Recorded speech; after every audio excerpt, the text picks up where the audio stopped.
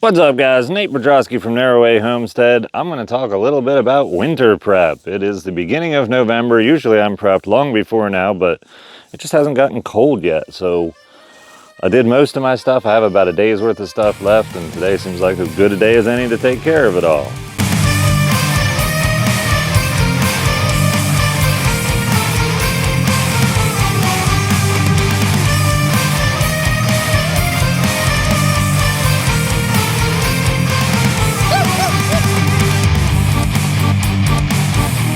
Alright, to give you guys an overview about how all this works, this is my living quarters, half of this building. It's just a pole building. Half of it is what I live in. It looks much nicer in there than it does on the outside.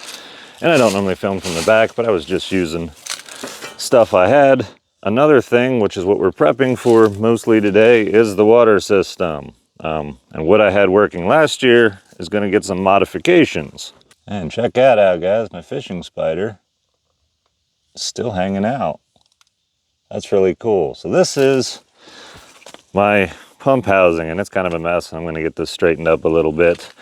But this area is not directly underneath my heated space, and so what I've done to keep the pump and pressure tank from freezing, I got to put all the insulation back up there. Mess around with some stuff here. But that pipe right there, that brings in warm air from the living space. I'm in process of getting a garage built, but in the meantime, that means this storage area is crazy full because I need to store stuff, which is why my living space isn't real big, and I'm not planning to make it bigger. I'm fine with it. Over here, behind all this nonsense, I've got a temperature controller with a temperature probe at 72.5 degrees down below in that water area, and I've got the end of that pipe sticking down through there. And it goes up here through all this ductwork, all the way over to the living space, and that fan that's attached to that, once it gets below 40 degrees, it kicks on and it pulls air through this duct down into the water heating area, or the water pump area, I should say. Here inside the finished part of the living space, it is pulling the hot air off of the ceiling, and it ends up taking it over there, and this area is heated by a wood stove. Because I'm on solar power, I'm very limited on electric. I can run a little duct fan without much trouble at all. An electric heater is what most people would stick in there. I just don't have that kind of power in the wintertime, so this is a creative way to use the heat from my wood stove for over there. But things have changed over the summer, and I have to re-winterize a few systems. There's the entrance to the living space. Over here is a closet that did not exist before. This is a water heater I added in the spring. I was using a wood stove water heater, which I'll go into later. In the wintertime, and I will use it again this winter. However, I'll probably use it in conjunction with this. And so all of these lines and stuff are over here, and they could freeze and burst. My plan is to take this pickup, bringing hot air, and actually move it in here so it'll pull air out of here over there, and I'm going to make a new intake into this room. The main thing I'm concerned about is keeping this room ventilated, because this will, I believe, use up all the oxygen in this small space, and it needs to be replenished. And most importantly, I have to make sure that that air with the lack of oxygen isn't making its way into the living space at all, that it always leaves some other way. But yet this still stays heated, and it doesn't need to be really heated. Over 40 degrees, at 40 degrees is perfect. I'm going to do a little bit of work here, installing some ductwork and stuff, and then I'll show you what I got, how I think it's going to work, and you guys will tell me if you think it works, if you think it's a bad idea. I'm all about the opinions, and if I need to make changes partway through the winter, I'm more than willing to do so. It's not just the water I'm trying to keep temperature controlled, and this brings me to the next part of our video, and that would be the sponsored message by Upa's Power Station. I've had this power station for 9 months. Most of the time it's stayed right here at this side of the wall in this room. I've used it a lot on days like this where my solar bank just really isn't getting filled up. I can use it to power my entire living quarters really easily. This buys me more time when I have cloudy days before I would have to think about running a generator or anything. These generator disconnects power all the circuits in there. With these being 20 amp plugs, I can power 20 amp circuits. Just turn on the AC here. And then with the flip of 2 switches, now I'm running everything in there off of there, and that's it. The one I have is the UPIS Mega 5 Home Backup and Portable Power Station. It's 4,000 watts with 5,040 watt hours of storage. UPIS is having a Black Friday event. There's a exclusive reserve coupon that for $1 you get $200 off, and when you combine it with my extra 5% discount with the code NATE, you can get the Mega 5 for as low as 30 cents a watt hour. This really is the other part of the reason why this room is going to be climate controlled. Lithium iron phosphate batteries like to be somewhat climate controlled when they're charged. It won't charge when it's, say, 20 degrees in this room, so that's part of the reason why this is in here as well and not randomly outside. Obviously, you don't want it to be raining on these or anything either. As far as charging it, when I get sunshine again, I can run solar panels directly off of this, but most of the time, because I have so many solar panels, what I opt to do is just charge it slowly off of an AC plug. I simply plug this in, I set it to charge at 800 watts in the app, and this smart plug simply turns on and off based on how much sunshine my weather station gets outside. So if it's really sunny, I probably have more power than I can use to even charge my existing battery bank out there, so the extra power comes and charges this. That way when I get a cloudy day, I find out that it's quite charged. Almost fully charged or fully charged, just depends on the time of year. If you're interested in getting one or a different size might be right for you, check out the links in the description below. The other thing I really should mention is it has a handle that you can fully extend out, allowing you to move it sort of like a dolly.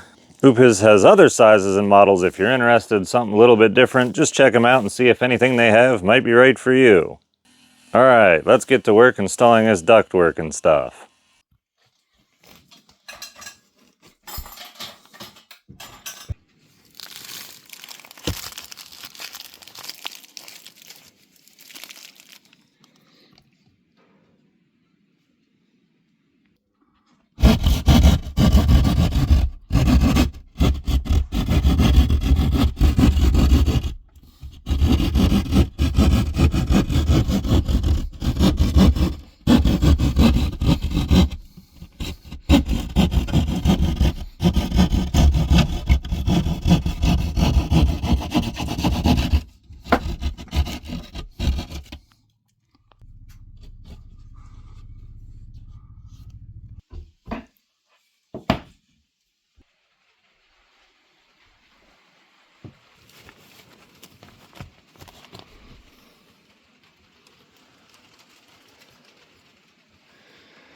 I could have filmed a lot more up there, but it's just kind of a pain to hold a camera and do everything, so I just got everything done. Everything's connected up. Over here on the inside, this is the hole, then the duct that goes all the way over to the water pump and pressure tank. This will come from the living space. That's all connected together. I've even got a better looking vent on the inside instead of that weird square thing. I've got an outlet here to plug this into. This is to a temperature controller. This duct fan has different speeds. I'm sure I'm going to end up running it on the lowest speed possible. And this temperature probe I'll just put in here somewhere. Now I'm not totally sure how exactly I want to make this whole thing work. I think just with that motor I have over there on the water, I just call it like the water house. I don't know, water closet. Basically, whenever it's calling for heat, it's going to pull air up here. And if this area isn't warm, it should be sealed well enough that it forces air through here anyway. So to warm this room up first, and then it'll warm it up over there. The big thing I have to make sure of is not only does this room not get below freezing, but I need some kind of ventilation. My plan to start, I'm just going to simply have this run at low speed all the time. It should keep it well enough ventilated in here. The other thing I could do is try to come up with some way, either based on water flow or something else. Maybe even I could do something with heat. Once it gets to a certain temperature, then it would turn it on. There's a couple different options, and I don't want to overthink and overcomplicate anything. I am going to seal up a couple different cracks that I have just to keep air from really pushing or pulling through here to try to keep this airtight, but always have some kind of circulation here. If I deplete all the oxygen in this room, well, that thing's just not really going to work. It shouldn't be too big of a consequence. It could be if it's just not working, but it's still trying to get gas in here, but it can't ignite. That could be kind of crazy. The answer really is to just keep it ventilated. This door will stay open most of the time. It's not Alaska here. This is West Virginia. There's only so many days where it's cold. On those days, I'll make sure to keep it closed and keep this warm enough in here, and I may just run that thing all the time. Sometimes the simplest answer is the best answer, and rather overcomplicating it with all these systems to turn things on and off, probably just keep air circulating through here all the time. And I'm not, you know, I'm not wasting heat. So like if for some reason this room's just getting way hotter than it needs to be, like I get it all the way up to say 70 degrees, like might be inside. Instead of just dumping that heat out into nowhere, it's going to dump it down into the water area. That whole pressure tank will heat up, the pump will heat up, it'll keep everything really warm in there. And it'll just keep anything from really having a chance to freeze up, I think. I don't know. This is basically my video of here's my plan, here's how it's going to work. And I'll let you guys know if it works or not. Thanks for watching. With the beard and the vision, he narrates his life, cutting firewood, draining beasts away from city strife. The ducks they roam freely, a quiet army true. Muscovies in the meadow, foraging in